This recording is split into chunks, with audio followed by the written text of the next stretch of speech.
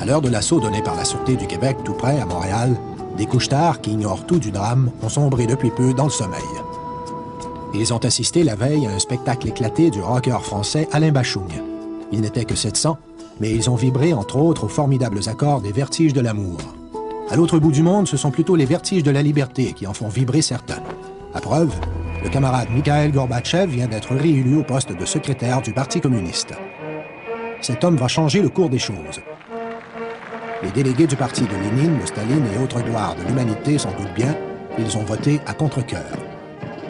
Ces hommes d'appareil ont montré tout à la fois leur refus de changements fondamentaux et leur incapacité à trouver un remplaçant à Mikhaïl Gorbatchev. Au même moment, un de nos esprits libres à nous, le grand Jean Duceppe, en excursion de pêche au Saguenay, était hospitalisé d'urgence à Chicoutimi. Son malaise survient le jour même où son fils, Gilles, annonce sa candidature aux prochaines élections partielles dans la circonscription de Laurier. Il va y défendre les couleurs du bloc politique récemment fondé par l'ex-ministre conservateur Lucien Bouchard. On se demande bien si l'un et l'autre survivront longtemps dans la jungle de la politique canadienne. Bien loin de tous ces bruits et de toute cette fureur, des Québécois se la coulent douce sur les plages de la Nouvelle-Angleterre. Il y a de quoi. Le dollar canadien atteint la marque des 86 cents américains. Gilbert Rozon, le créateur du festival Juste pour rire, n'est pas plus à plaindre que ses vacanciers. Il vient d'apprendre que le gouvernement fédéral, tout comme Québec et Montréal, est prêt à investir des millions dans son projet de musée de l'humour qui, aux yeux de certains, a des allures de mauvaise farce. En 1990, les Mohawks vivant au Québec sont regroupés sur 2 réserves et un territoire, soit Akwesasne, Kanawake et Kanesatake. Notre communauté de Kanesatake a une population de 1800 personnes. On est autour de 1000 personnes qui vivent sur ce territoire et un autre 800 qui vivent à travers le Québec et le Canada, qui sont allés trouver des emplois à l'extérieur, qui sont allés à l'école, qui sont pas chez nous. Tout est partout. Il y en a à peu près 12 000 Mohawks quand on inclut la population de Kahnawake et Akwesasne, notre communauté. Le gouvernement joue un peu le rôle de tuteur et les Amérindiens n'ont jamais le titre de propriété formelle sur les terres qu'ils occupent. C'est un droit d'usufruit. Ils ont le droit de l'occuper. Ils n'ont pas le droit de la céder à des Blancs. Ils n'ont pas le droit de les vendre. Donc, c'est des terres qui sont placées essentiellement sous la protection, sous la supervision du gouvernement canadien. Chez nous, on a des petits commerces, des artisanats. On a aussi des jeunes aujourd'hui qui sont instruits, qui commencent à travailler comme des avocats, des ingénieurs. C'est plus des emplois traditionnels comme avant. Un petit peu d'agriculture, mais pas beaucoup. On devient de plus en plus éduqués. Ce sont aussi des Autochtones qui sont citadins, contrairement aux autres qui sont davantage des gens qui sont restés en forêt ou plus proches de leur mode de vie traditionnel. Jusqu'au début du 19e siècle, il semble que la majorité des Iroquois de Kanawake et de Kanesatake, lorsqu'ils parlaient une autre langue que le Mohawk, parlaient surtout le français. C'est seulement qu'à partir, je dirais, des premières décennies du 19e siècle, où on voit que les Iroquois de la région de Montréal se collent très près du pouvoir britannique. Ceux qui dirigent les affaires indiennes sont des Britanniques, c'est des officiers britanniques, donc c'est la langue anglaise quand même qui s'implante assez rapidement. Le 11 mars 1990, les Mohawks du Longhouse dressent une barricade à l'entrée d'un chemin menant au terrain sur lequel le golfe municipal d'Oka doit être agrandi. Les Mohawks de Kanesatake s'opposent à cet aménagement sur des terres dont ils revendiquent la propriété. Au Québec, il y a 73 000 Autochtones. Ils ont tous leur réserve. Les Mohawks d'Oka, de Kanesatake, n'ont pas leur réserve. Toutes les autres les ont. On parle toujours des revendications territoriales et le monde, ils disent, ben pourquoi des revendications territoriales? C'est quoi l'histoire? Un bon matin, Champlain est arrivé ici, a fondé Québec, c'était merveilleux. Les Algonquins et les Hurons, ils ont dit, ben on a des problèmes parce que les Iroquois qui contrôlent le Richelieu puis le Saint-Laurent, ils nous bloquent le chemin. Venez nous aider. Fait qu'il est parti avec son arquebuse. Il n'y avait jamais un Indien qui avait vu un fusil de sa vie. Il est tombé à une bombe atomique devant les Iroquois. Et il était là, une trentaine d'Algonquins. Les Iroquois étaient en face, puis là, ben, les Algonquins se sont écartés. Et puis Champlain le raconte, il dit, j'ai levé mon arquebuse. Il dit, j'ai visé un des gars en face, puis il en est tombé 2. Les Iroquois, ils ont perdu 2 de leur chef. Ah, ils n'ont jamais pardonné à Champlain. Et ces guerres-là vont durer, en fait, jusqu'au début des années 1660, jusqu'au moment où le roi Louis XIV va décider d'envoyer dans les colonies le régiment de Carignan-Salière pour mettre un terme définitif aux guerres iroquoises. Et à la suite de cette expédition-là, il va y avoir un grand traité de paix en 1667. Et une des clauses importantes de ce traité-là, c'était qu'on autorisait dorénavant les Jésuites à aller s'établir chez les Iroquois et à fonder des missions dans les différents villages des 5 nations de la Ligue iroquoise. Au milieu des années 1670, un groupe d'Iroquois va demander aux Sulpiciens, qui sont à ce moment-là les seigneurs de l'île de Montréal, de leur concéder ou de leur accorder des terres pour qu'ils puissent déménager et s'installer sur l'île de Montréal.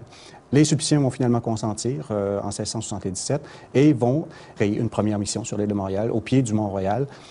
Très vite, les Sulpiciens vont encourager les Iroquois à se déplacer vers un autre endroit, au Sault-Recollet, et cette mission-là va être installée à partir des années 1690.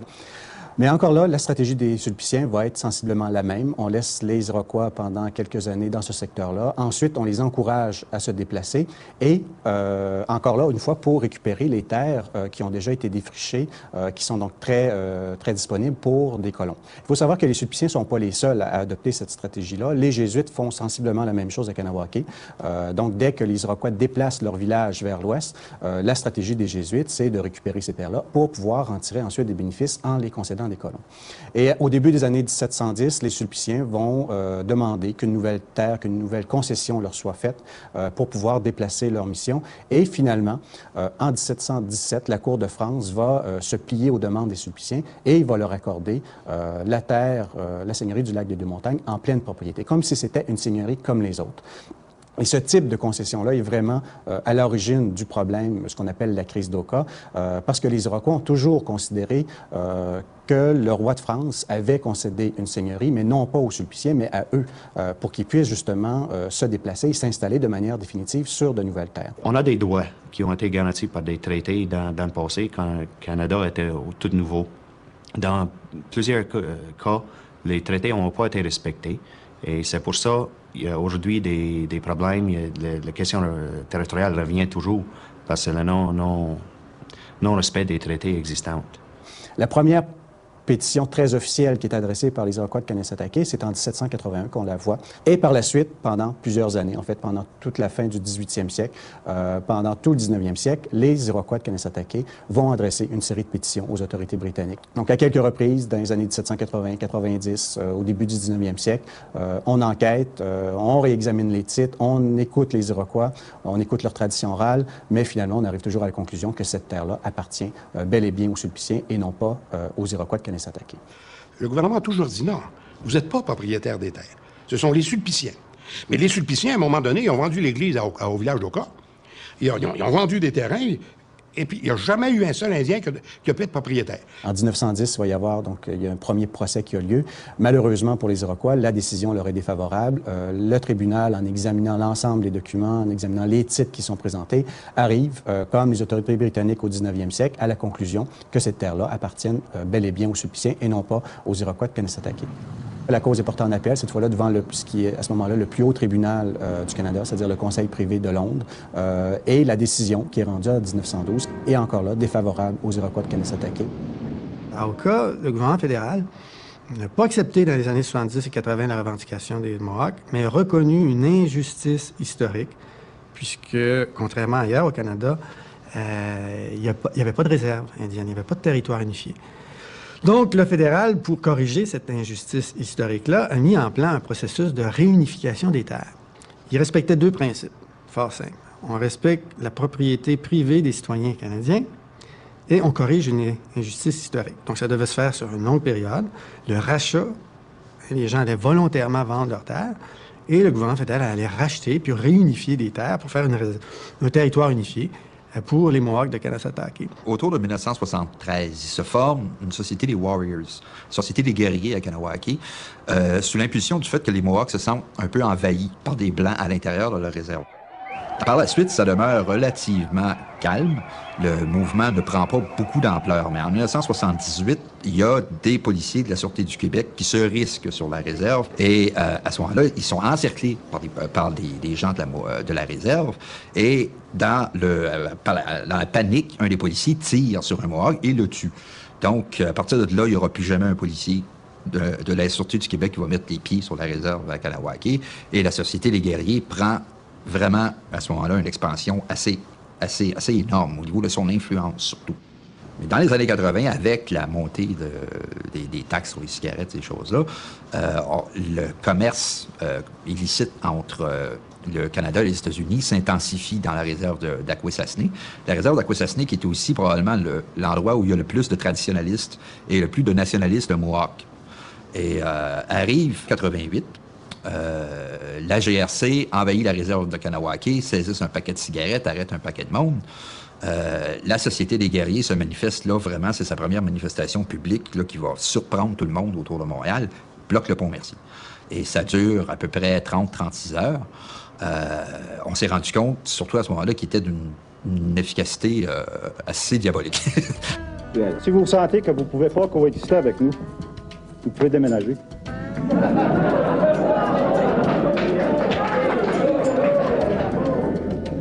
Mais il faut que vous compreniez clairement. Les Mohawks ont toujours été là. Vous êtes sur notre territoire, puis on va toujours être ici. Je pense qu'on pourrait retarder le terrain de golf et le développement domiciliaire et régler ce problème historique.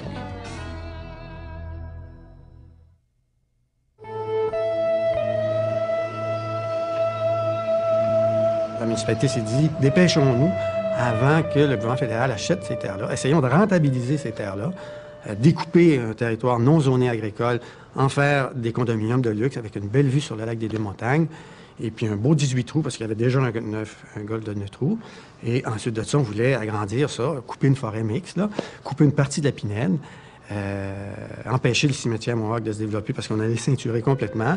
Il y a eu un mouvement de désobéissance civile qui se voulait réunir de tous les Mohawks, de toute tendance politique. Et là, on a érigé dans un parc municipal une barricade symbolique qui visait simplement, qui n'était même pas sur une route, mais un chemin dans un parc, et qui visait, par contre, à empêcher le développement, la coupe d'arbres de la Pinède et le développement, la coupe de la forêt pour le golf. On va nommer un négociateur fédéral, M. Desilets, qui va venir essayer de tempérer tout ça. Il est arrivé ensuite la guerre des casinos d'Akwesasne, qui, de mars à avril, pendant toute la fin, jusqu'à la fin avril à peu près, monte graduellement. Dès le 1er mai, la Sûreté du Québec avait planifié l'intervention qu'elle va faire le 11 juillet 90.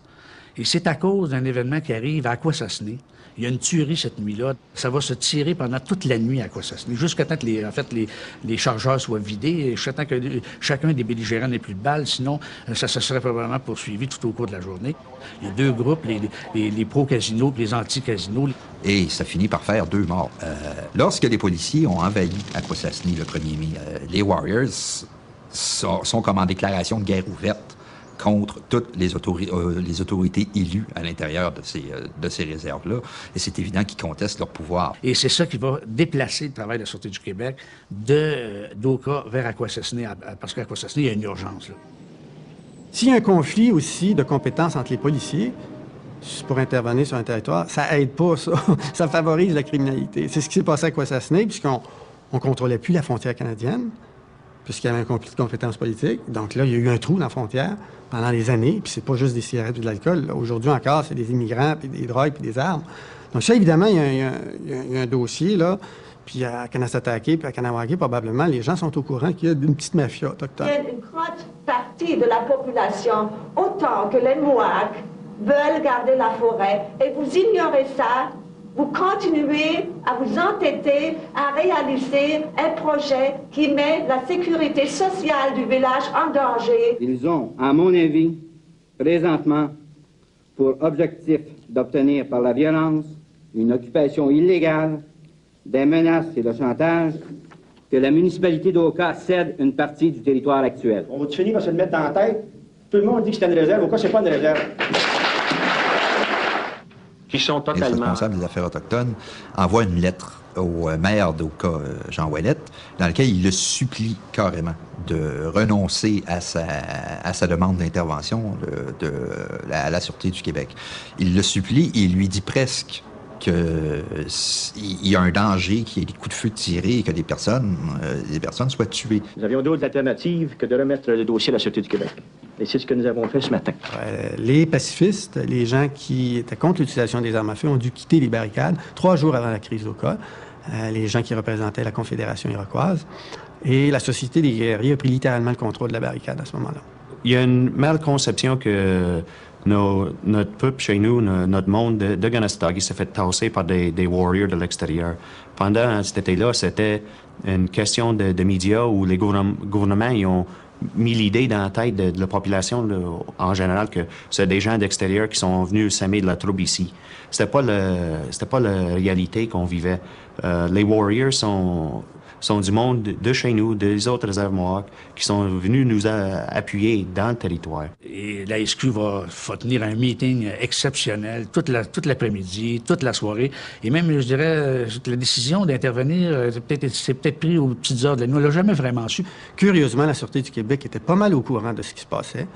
Et curieusement, la direction de la Sûreté du Québec a malgré tout autorisé cette intervention-là à Oka.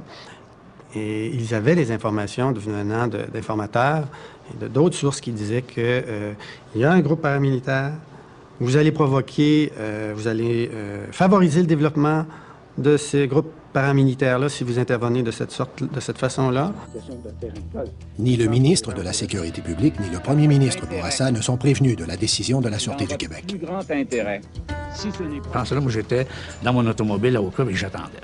J'avais fait le pari que pile, ils viennent pas le lendemain matin, puis je vais avoir passé une nuit blanche, puis c'est pas plus grave que ça, je vais me coucher après. Ou face, ils viennent, puis ça va être l'histoire de ma journée, puis je serai là. Hein? Il y avait eu un tel crescendo là, des appels de l'un et de l'autre. On croyait vraiment pas que la Sûreté du Québec irait se mettre les pieds dans les plats de la sorte et qu'elle irait intervenir à ce moment-là. Si bien que vers 2h15, mon pointeur m'appelle, me dit « Alain, l'hélicoptère vient de partir, puis il y a plein de gars armés, casqués dans l'hélicoptère. » Il dit « Je sais pas ce qu'ils vont, mais il était 5 ou 6 dans l'hélicoptère. » Ça, c'est suspect, c'est pas normal en pleine nuit que l'hélicoptère parte comme ça, etc. Donc, après ça, il me rappelle vers les 3h30, il dit « Écoute, il y a des camions Tilden qui viennent d'arriver. » Ben là, je dis « Mon Dieu, ça commence à se préciser. Ils n'arriveront pas à identifier. » On attend.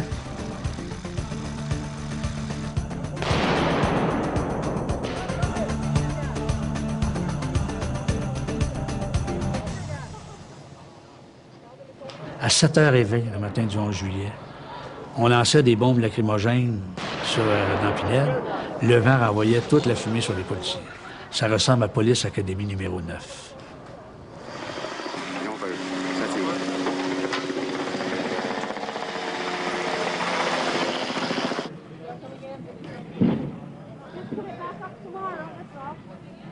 On est rentré avec un bélier mécanique pour défaire la barricade qui bloquait l'accès au chemin du Mille et que ça s'est mis à tirer une pétarade à n'en plus finir. Je peux vous assurer que c'était assez impressionnant à cause des arbres, hein, des arbres magnifiques de cette pinède-là. Là, on parle de pins, de centenaire, puis d'entendre les balles ricocher là, par dizaines sur les pins.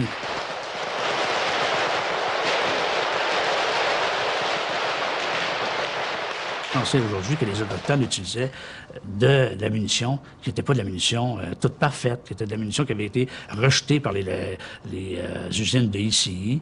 Puis c'était pas des petites balles. On parle de 2,23 chemisées, full metal jacket. Ça, c'est une balle avec un penetrator. C'est une balle militaire qui est faite pour tuer, qui vous transperce n'importe quel organe, puis même peut en transpercer un deuxième, s'il y en a un deuxième derrière, etc. C'est ce qui est arrivé à Marcel Lemay, au fond. Marcel Lemay, la balle est rentrée par ici. Il était dans cette position-là. La balle est rentrée par traverser. Hein.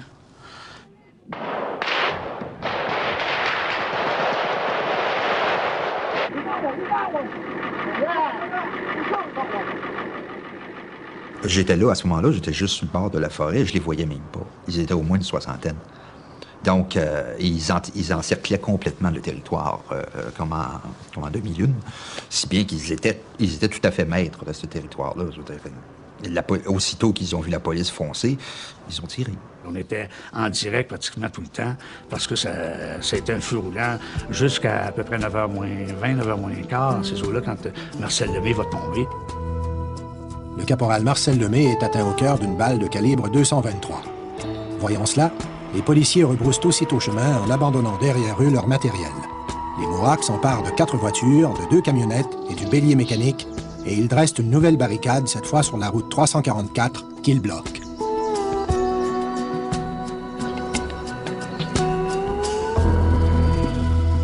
Comme chef du gouvernement, je ne peux pas accepter que lorsque les forces policières font appliquer la loi et qui font leur devoir, il y ait des victimes comme on en a connu ce matin. Ça me paraît intolérable.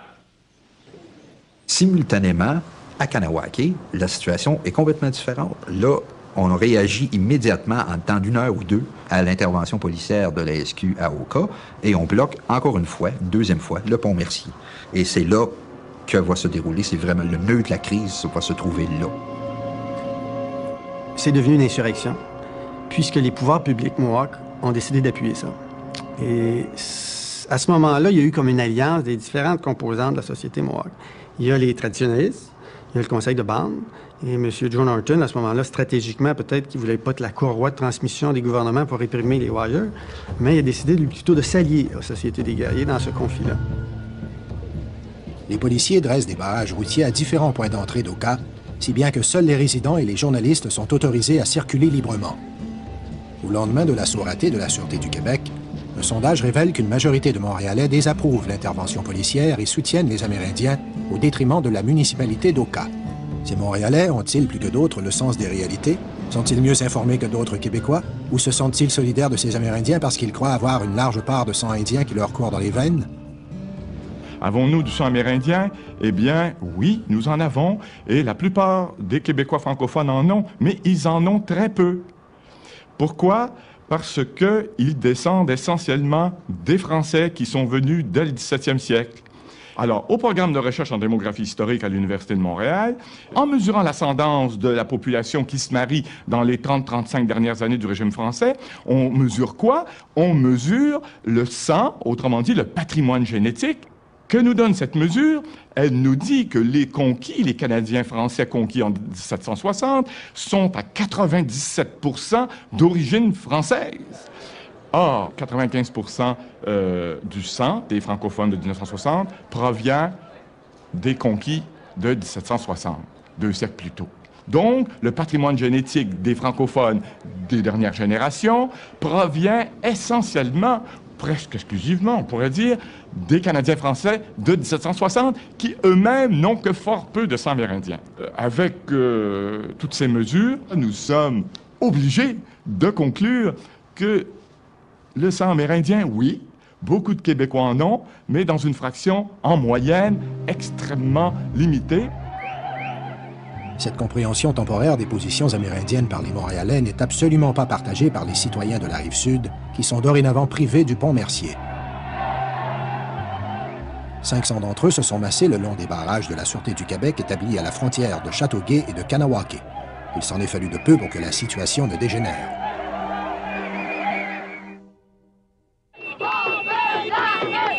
Le gouvernement nous prend pour des zéros. On a plein le dos. C'est ça l'affaire.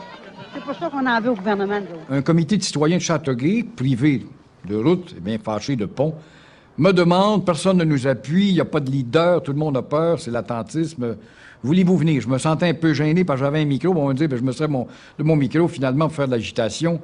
Et je m'étais rendu, je me rappelle, j'avais grimpé au sommet d'une roulotte, j'avais fait un discours sur l'histoire. Et j'avais rappelé qu'on n'avait pas de honte à être les descendants des colons français. Il y avait un warrior qui était au sommet de sa barricade, emmitouflé avec la mitraillette, et je lui avais fait un doigt d'honneur. Les gens avaient dit, c'est épouvantable, il y a froid, il n'y a pas froid aux yeux, il n'y a pas peur. Il n'y a pas question d'avoir peur. J'ai fait un doigt d'honneur parce que c'était inadmissible qu'un gars occupe une rue puis décide de me couper ça pendant 78 jours. C'est comme ça que je voyais ça, moi. C'est John Chacha lui-même qui participe à ces négociations-là. Ça se passe dans la Pinette d'Oka. Ces ententes-là vont permettre, tout simplement, ils ne permettront pas grand-chose, ils vont tout simplement permettre de trouver comme un cadre de négociation pour la suite des choses. Les Mohawks ne sont pas pressés de négocier.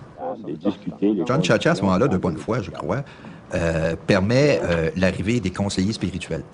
Ça se passe à peu près une semaine après la crise d'Oka. Et les conseillers spirituels des Mohawks arrivent à Oka, et parmi ces gens-là, il y a Lauren Thompson et plusieurs autres personnes qui, de près ou de loin, sont associées au commerce des cigarettes qui se passe à Kanawake et à Akwesasne. On n'a pas réagi à ce moment-là, mais c'est quand même un tournant important de la crise parce qu'à mon avis, la cause des gens d'Oka, de la pinette d'Oka, est confisquée par les Warriors, carrément. Parce que là, c'est eux qui viennent prendre le contrôle à l'intérieur des barricades et c'est eux qui vont dicter ce qui va se passer dans les négociations subséquentes.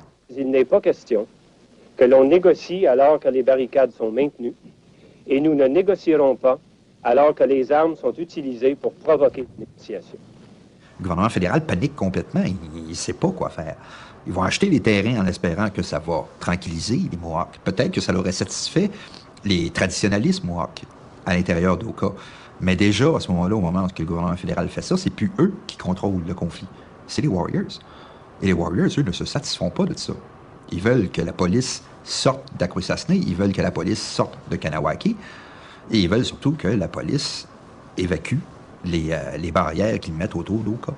C'est leurs enjeux à eux, les enjeux des Warriors, qui deviennent les enjeux prédominants pour reprendre le trafic de cigarettes qui, à ce moment-là, attire déjà des millions de dollars de profit.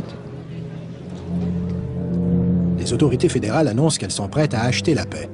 Elles acquéreraient le golfe d'Oka pour l'intégrer aux terres des Mohawks. Les négociations s'enlisent. On arrive à la fin de juillet. L'affaire traîne depuis une vingtaine de jours. Ce sont des propositions qui sont globales. À partir du 4e ou 5e jour, je peux vous dire, juste vous donner un exemple, là, c'était devenu tellement long et fastidieux. Il se passait tellement à rien, il faut tout vous dire. On s'est fait même un chandail, Club Med d'Oka. On se faisait toutes sortes de blagues comme ça.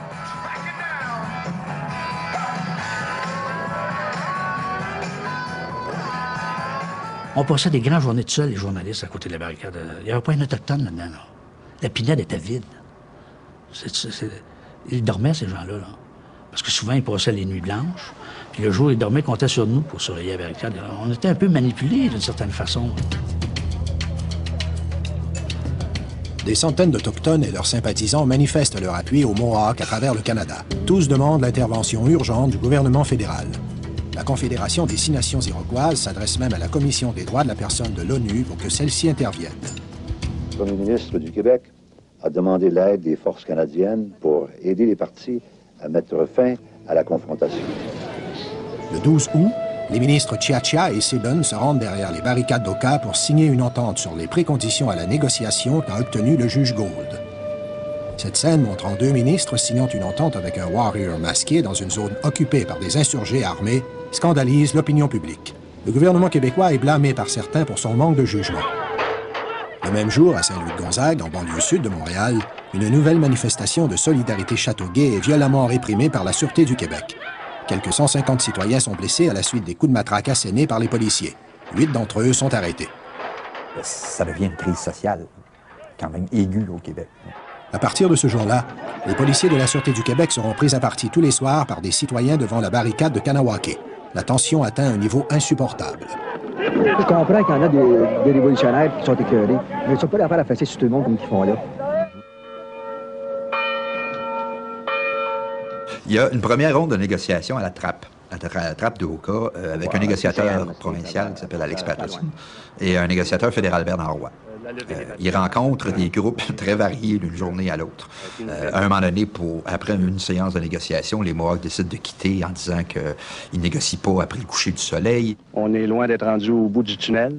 M. Patterson et Roy, après 5 ou 6 séances, se retirent d'ailleurs. Il lance la serviette. Il voit bien que ça mène absolument nulle part. The government wants these talks to fail so that they can have a legitimate excuse to put the army on the Indian people and kill us. Le Premier ministre du Québec a demandé l'aide des forces canadiennes pour aider les partis à mettre fin à la confrontation. À l'aube du 20 août, près de 900 militaires entreprennent le démantèlement des barrages policiers érigés autour de Kanesatake et de Kanawake. Ils les remplacent par ce qu'ils appellent des postes de contrôle.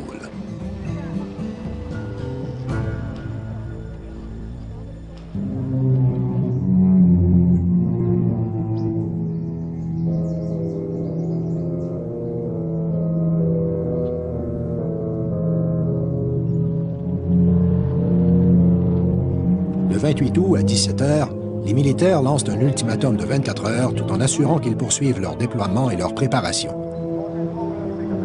Restez calme, bougez pas, pointez pas d'armes. Le 29 août, l'armée se présente à une des barricades de Kahnawake élevées à Sainte-Catherine sur la route 132. À la surprise générale, les Warriors sans armes aident les soldats à combler les tranchées et à démanteler la barricade. À Oka, les Warriors isolés manifestent leur colère et déclarent avoir été trahis. Le dernier jour du mois d'août, l'armée investit la place et encercle la quarantaine d'Autochtones qui résistent encore.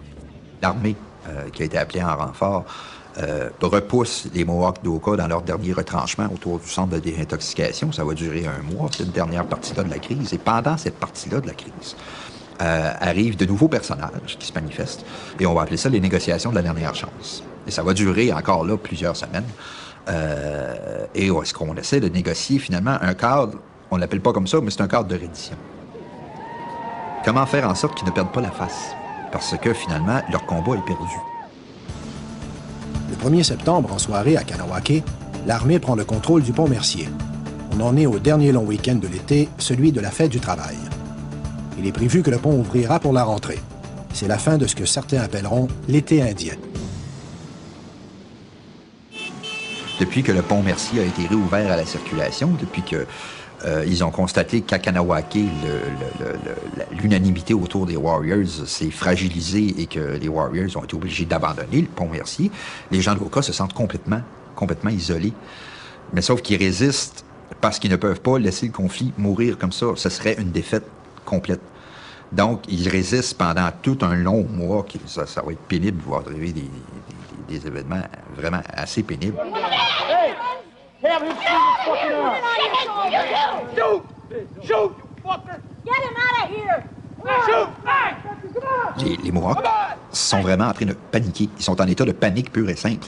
Et ils essaient d'intimider les militaires, mais les militaires ne se laissent pas du tout intimider. L'image de leur face-à-face fait le tour du pays. La crise d'Oka demeurera à jamais symbolisée par ce saisissant affrontement d'un jeune soldat et d'un warrior masqué. Le soldat Cloutier devient une espèce de héros parce que la photographe de la Canadian Press, dans un seul cliché, montre vraiment quelque chose. Il y a une puissance vraiment là, qui se dégage de cette photo-là et qui montre vraiment, qui illustre complètement la situation à ce moment-là. Les Mohawks paniquent, les soldats sont tout à fait maîtres de la situation et la crise s'enlise vraiment là, dans son dernier droit là, à partir de ce moment-là.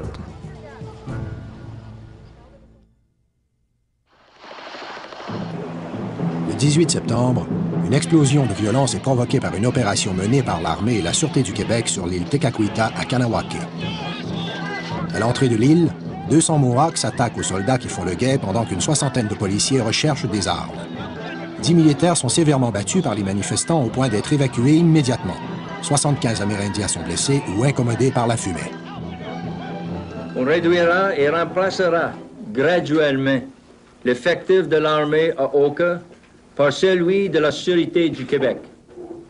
L'armée continuera d'apporter tout le soutien technique et logistique nécessaire pour aider les autorités policières de la province. À compter de 18h le 26, là, cet après-midi-là, avec le convenu qui sortirait du centre de désintoxication, un après l'autre, un derrière l'autre. Ah, ils n'ont jamais respecté ça. Ils sont sortis de tous bords, de tous côtés. Là, les policiers, encore une fois, avaient avancé un autobus. Puis là, ils ont été décontenancés. C'est sûr que ceux qui étaient plus connus, comme Gordon Lazor ou encore Ronald Cross, Lasagne, c'était plus facile de les repérer, c'était plus facile d'identifier, c'était plus facile à... Surtout, c'était ceux-là qu'on voulait probablement le plus, là. Dans les 50 insurgés qui ont été arrêtés à la fin, là, il y avait une personne qui avait un dossier judiciaire. Une personne, qui était Ronald Cross. Il s'était déjà battu dans un bar. C'était le 26 septembre 1990, le 78e et dernier jour de la fameuse crise d'Oka. J'ai resté pendant les 78 jours avec ma famille à supporter le monde qui ont resté. De voir des troupes des forces armées du Canada se déployer dans une communauté autochtone, c'était pas croyable que ça pouvait arriver au Canada. Et c'était très, très décevant comment ça s'est déroulé. Et d'être privé des nécessités de la vie comme qui s'est passé, la nourriture, les médicaments, le droit de passage libre au Canada, on était tous privés de ces droits de base de même. On parle de 78 jours d'une couverture journalistique sans précédent au Québec. Hein? C'est la première fois qu'on a fait de la télé en direct, mur à mur, sur un fait divers au Québec, à mon avis. Je pense que ça s'était jamais produit avant. Bousculer une programmation régulière pour jouer ça, là, c'est probablement là qu'est née l'idée des LCN, RDI, etc. Hein? On s'est aperçu que l'information, c'était vendeur. Ça a été un événement où le médiatique a prédominé le politique, parce que le politique ne négociait pas non plus. Au moindre incident, le moindre information, on allait en direct, sans toujours avoir la chance de pouvoir tout vérifier. On m'avait accusé encore une fois d'avoir attisé puis mis de l'huile sur le feu puis d'avoir fait de l'information spectacle. Qui n'en a pas fait à ce moment-là quand les téléjournaux cherchaient les meilleures images et puis Journal de Montréal comme La Presse, c'était le meilleur cliché. Tout ça était de la foutaise, tout le monde fait de l'information spectacle. S'il n'y avait pas de spectacle dans l'information, on ne s'intéresserait pas à l'information, point à la ligne. Ça me fait rire. Malgré cette couverture journalistique sans précédent, on a dit toutes sortes de sottises dans cette crise-là. Le coroner a écouté les témoignages pendant des années et il situe le gouvernement fédéral comme étant l'institution qui est responsable de la crise d'Oka, puisqu'on l'avait averti que ça pourrissait la situation, qu'il y avait un danger et qu'il y avait, dans ce cas-là, pas mis des mécanismes de médiation suffisants, puis il n'est pas intervenu assez rapidement pour empêcher le pourrissement de la situation. Les effectifs d'élite de la Sûreté du Québec, là, en juillet, là, ils étaient en vacances. Le coroner a questionné la Sûreté du Québec. Ils ont attaqué une barricade, sachant qu'il y avait des armes à feu, et n'évacuèrent pas, on n'a pas évacué la population. Il y avait des femmes, des enfants, il y a des citoyens d'Oka qui ont entendu des balles voler, et il y a il aurait pu y avoir beaucoup plus de morts, compte tenu de l'échange de coups de feu qui a duré je ne sais pas combien de temps. Le coroner a critiqué aussi les Mohawks, en disant à la fin que les Mohawks, dans leur discours, ils parlent de l'arbre de la paix, que des traditionnalistes qui disent avoir enterré les armes depuis toujours. Il y a un discours pacifique. Et là, évidemment, il a critiqué. Il a dit, vous avez utilisé des méthodes violentes. Vous avez favorisé, évidemment, cette violence politique-là. J'ai toujours été pacifique. Et voir comment le monde peut réagir, comment notre peuple peut être attaqué comme c'était, ça cause le monde à questionner le problème d'être pacifique et de recourir à des armes pour se défendre.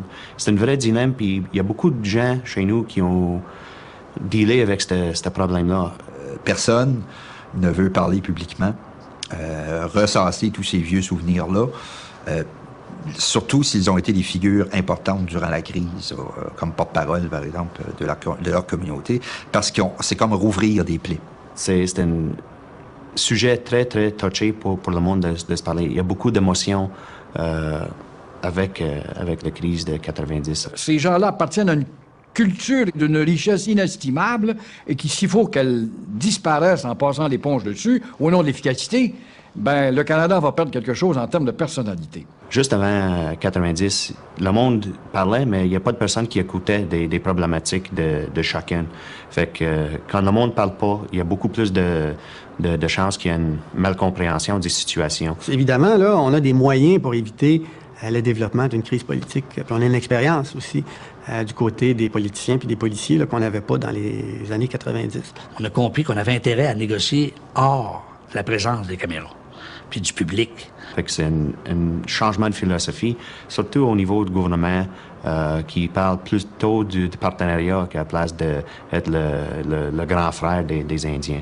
Fait que c'est vraiment un changement envers le partenariat. On voit tout de suite que les ententes avec les Autochtones administratifs, c'est beaucoup plus simple que d'essayer de solutionner les grandes questions de droits ancestraux. Et vous avez vu, à Oka, maintenant, on a sa propre police. La seule manière de se mieux comprendre, c'est de se parler, c'est de s'éduquer une et l'autre des traditions et les coutumes de une et l'autre.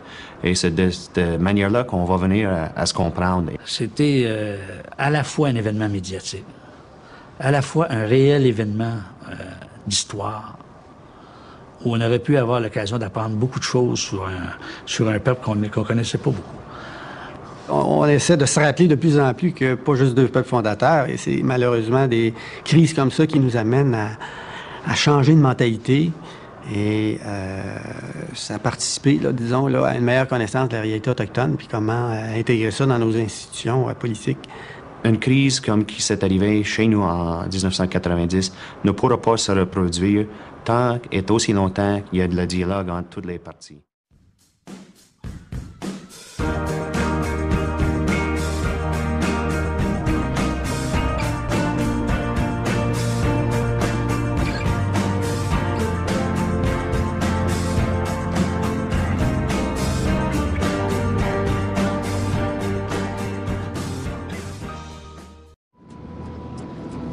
À l'heure de l'assaut donné par la Sûreté du Québec tout près, à Montréal, des couche-tards qui ignorent tout du drame ont sombré depuis peu dans le sommeil. Ils ont assisté la veille à un spectacle éclaté du rocker français Alain Bachung. Ils n'étaient que 700, mais ils ont vibré entre autres aux formidables accords des Vertiges de l'amour. À l'autre bout du monde, ce sont plutôt les Vertiges de la liberté qui en font vibrer certains. À preuve, le camarade Mikhail Gorbatchev vient d'être réélu au poste de secrétaire du Parti communiste. Cet homme va changer le cours des choses. Les délégués du parti de Lénine, de Staline et autres gloires de l'humanité s'en doutent bien, ils ont voté à contre-cœur. Ces hommes d'appareil ont montré tout à la fois leur refus de changements fondamentaux et leur incapacité à trouver un remplaçant à Mikhail Gorbatchev. Au même moment, un de nos esprits libres à nous, le grand Jean Duceppe, en excursion de pêche au Saguenay, était hospitalisé d'urgence à Chicoutimi. Son malaise survient le jour même où son fils, Gilles, annonce sa candidature aux prochaines élections partielles dans la circonscription de Laurier. Il va y défendre les couleurs du bloc politique récemment fondé par l'ex-ministre conservateur Lucien Bouchard. On se demande bien si l'un et l'autre survivront longtemps dans la jungle de la politique canadienne. Bien loin de tous ces bruits et de toute cette fureur, des Québécois se la coulent douce sur les plages de la Nouvelle-Angleterre. Il y a de quoi. Le dollar canadien atteint la marque des 86 cents américains. Gilbert Rozon, le créateur du festival Juste pour rire, n'est pas plus à plaindre que ses vacanciers. Il vient d'apprendre que le gouvernement fédéral, tout comme Québec et Montréal, est prêt à investir des millions dans son projet de musée de l'humour qui, aux yeux de certains, a des allures de mauvaise farce. En 1990, les Mohawks vivant au Québec sont regroupés sur 2 réserves et un territoire, soit Akwesasne, Kanawake et Kanesatake. Notre communauté de Kanesatake a une population de 1800 personnes. On est autour de 1000 personnes qui vivent sur le territoire et un autre 800 qui vivent à travers le Québec et le Canada, qui sont allés trouver des emplois à l'extérieur, qui sont allés à l'école, qui sont pas chez nous. Tout est partout. Il y en a à peu près 12 000 Mohawks quand on inclut la population de Kahnawake et Akwesasne, notre communauté. Le gouvernement joue un peu le rôle de tuteur et les Amérindiens n'ont jamais le titre de propriété formelle sur les terres qu'ils occupent. C'est un droit d'usufruit. Ils ont le droit de l'occuper. Ils n'ont pas le droit de la céder à des Blancs. Ils n'ont pas le droit de les vendre. Donc, c'est des terres qui sont placées essentiellement sous la protection, sous la supervision du gouvernement canadien. Chez nous, on a des petits commerces, des artisanats. On a aussi des jeunes aujourd'hui qui sont instruits, qui commencent à travailler comme des avocats, des ingénieurs. C'est plus des emplois traditionnels comme avant, un petit peu d'agriculture, mais pas beaucoup. On devient de plus en plus éduqués. Ce sont aussi des Autochtones qui sont citadins, contrairement aux autres qui sont davantage des gens qui sont restés en ville. Les Sulpiciens vont demander qu'une nouvelle terre, qu'une nouvelle concession leur soit faite pour pouvoir déplacer leur mission. Et finalement, en 1717, la Cour de France va se plier aux demandes des Sulpiciens et il va leur accorder la terre, la seigneurie du lac des Deux-Montagnes en pleine propriété, comme si c'était une seigneurie comme les autres. Et ce type de concession-là est vraiment à l'origine du problème, ce qu'on appelle la crise d'Oka, parce que les Iroquois ont toujours considéré que le roi de France avait concédé une seigneurie, mais non pas aux Sulpiciens, mais à eux, pour qu'ils puissent justement se déplacer et s'installer de manière définitive sur de nouvelles terres. On a des droits qui ont été garantis par des traités dans le passé, quand le Canada était tout nouveau.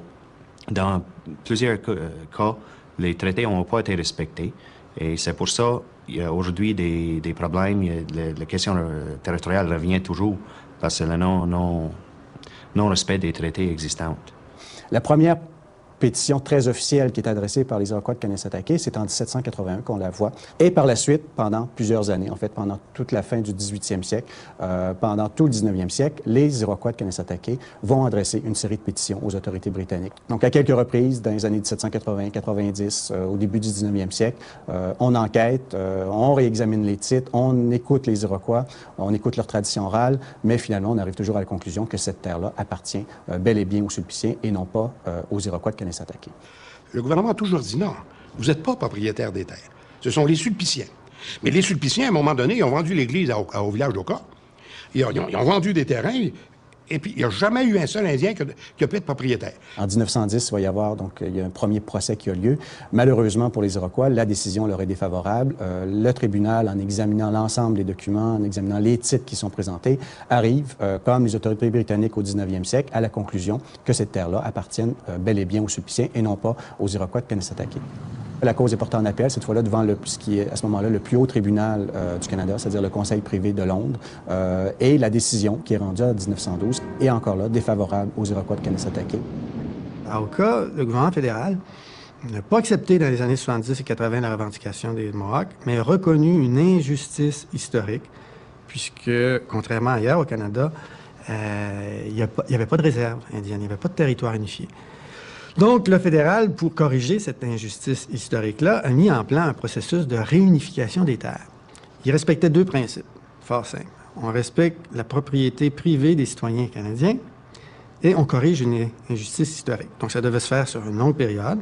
Le rachat, les gens allaient volontairement vendre leurs terres et le gouvernement fédéral allait racheter puis réunifier des terres pour faire un territoire unifié pour les Mohawks de Kanesatake. Autour de 1973, il se forme une société des Warriors, société des guerriers à Kanawake, sous l'impulsion du fait que les Mohawks se sentent un peu envahis par des Blancs à l'intérieur de leur réserve.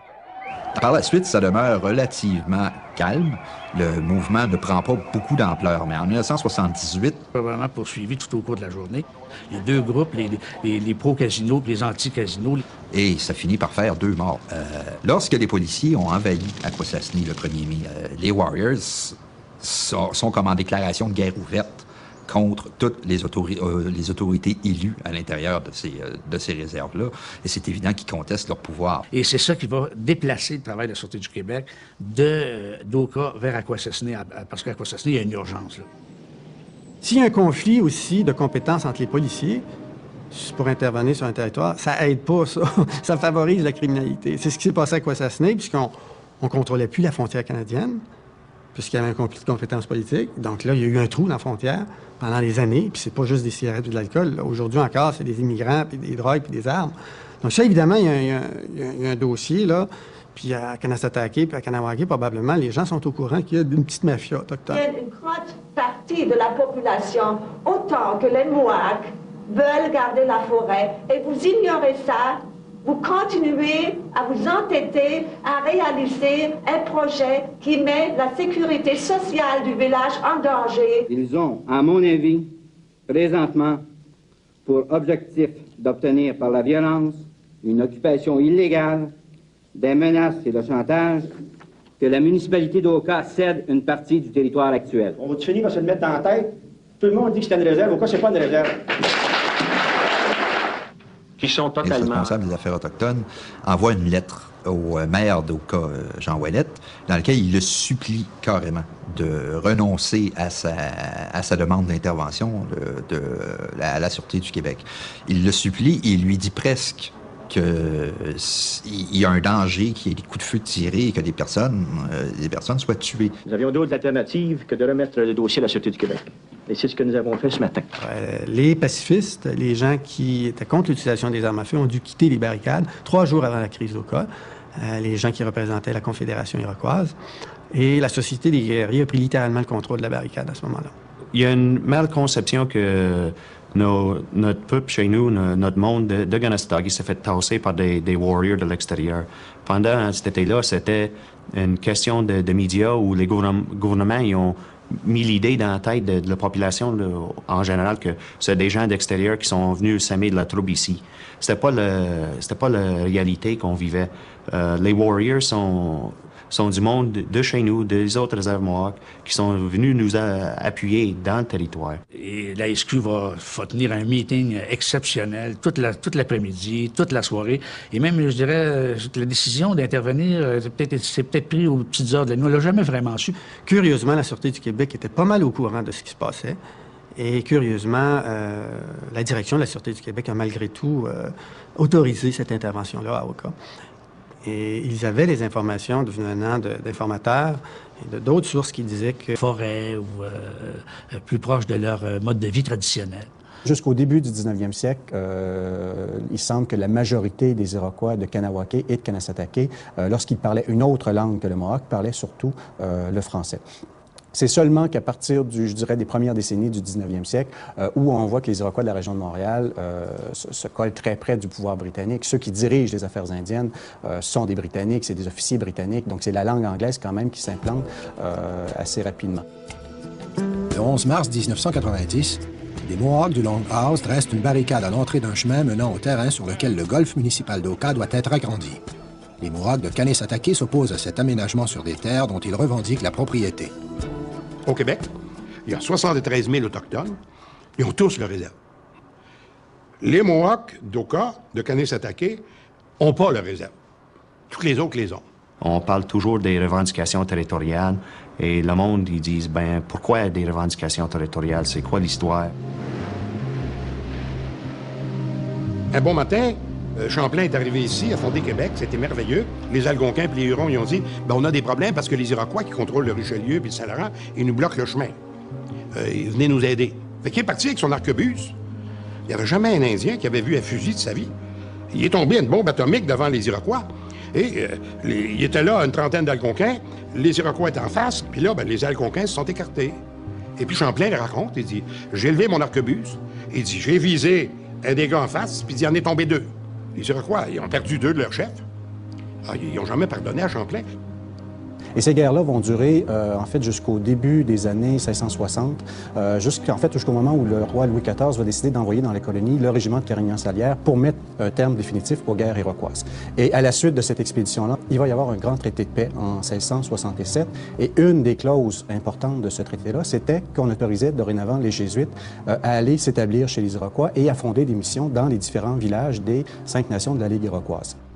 Au milieu des années 1670, un groupe d'Iroquois va demander aux Sulpiciens, qui sont à ce moment-là les seigneurs de l'île de Montréal, de leur concéder ou de leur accorder des terres pour qu'ils puissent déménager et s'installer sur l'île de Montréal. Les Sulpiciens vont finalement consentir en 1677 et vont créer une première mission sur l'île de Montréal, au pied du Mont-Royal. Très vite, les Sulpiciens vont encourager les Iroquois à se déplacer vers un autre endroit, au Sault-Recollet. Et cette mission-là va être installée à partir des années 1690. Mais encore là, la stratégie des Sulpiciens va être sensiblement la même. On laisse les Iroquois pendant quelques années dans ce secteur-là. Ensuite, on les encourage à se déplacer. Et encore là, une fois, pour récupérer les terres qui ont déjà été défrichées, qui sont donc très disponibles pour des colons. Il faut savoir que les Sulpiciens ne sont pas les seuls à adopter cette stratégie-là. Les Jésuites font sensiblement la même chose à Kanawake. Donc, dès que les Iroquois déplacent leur village vers l'ouest, la stratégie des Jésuites, c'est de récupérer ces terres-là pour pouvoir en tirer ensuite des bénéfices en les concédant des colons. Et au début des années 1710... Il y a des policiers de la Sûreté du Québec qui se risquent sur la réserve et à ce moment-là, ils sont encerclés par des gens de la réserve et dans la panique, un des policiers tire sur un Mohawk et le tue. Donc, à partir de là, il n'y aura plus jamais un policier de la Sûreté du Québec qui va mettre les pieds sur la réserve à Kanawake et la Société des guerriers prend vraiment, à ce moment-là, une expansion assez énorme au niveau de son influence, surtout. Mais dans les années 80, avec la montée des taxes sur les cigarettes, ces choses-là, le commerce illicite entre le Canada et les États-Unis s'intensifie dans la réserve d'Akwesasne. La réserve d'Akwesasne qui est aussi probablement l'endroit où il y a le plus de traditionalistes et le plus de nationalistes Mohawks. Et arrive 88, la GRC envahit la réserve de Kanawake, saisissent un paquet de cigarettes, arrête un paquet de monde. La Société des guerriers se manifeste là, vraiment, c'est sa première manifestation publique là, qui va surprendre tout le monde autour de Montréal, bloque le Pont-Mercier. Et ça dure à peu près 30-36 heures. On s'est rendu compte, surtout à ce moment-là, qu'il était d'une efficacité assez diabolique. actuelle. Si vous sentez que vous ne pouvez pas coexister avec nous, vous pouvez déménager.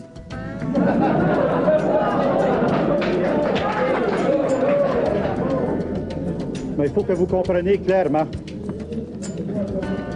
Les Mohawks ont toujours été là. Vous êtes sur notre territoire, puis on va toujours être ici. Je pense qu'on pourrait retarder le terrain de golf et le développement domiciliaire et régler ce problème historique.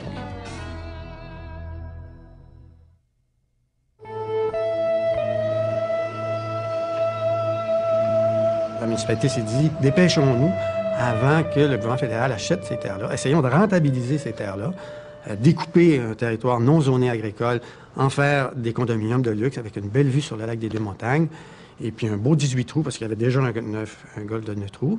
Et ensuite de ça, on voulait agrandir ça, couper une forêt mixte, là, couper une partie de la Pinède, empêcher le cimetière Mohawk de se développer parce qu'on allait ceinturer complètement. Il y a eu un mouvement de désobéissance civile qui se voulait réunir de tous les Mohawks, de toute tendance politique. Et là, on a érigé dans un parc municipal une barricade symbolique qui visait simplement, qui n'était même pas sur une route, mais un chemin dans un parc, et qui visait, par contre, à empêcher le développement, la coupe d'arbres de la Pinède et le développement, la coupe de la forêt pour le golf. On va nommer un négociateur fédéral, M. Desilets, qui va venir essayer de tempérer tout ça. Il est arrivé ensuite la guerre des casinos d'Akwesasne, qui de mars à avril, pendant toute la fin, jusqu'à la fin avril à peu près, monte graduellement. Dès le 1er mai, la Sûreté du Québec avait planifié l'intervention qu'elle va faire le 11 juillet 90. Et c'est à cause d'un événement qui arrive à Akwesasne. Il y a une tuerie cette nuit-là. Ça va se tirer pendant toute la nuit à Akwesasne, jusqu'à temps que les chargeurs soient vidés, jusqu'à temps que chacun des belligérants n'ait plus de balles. Sinon, ça se serait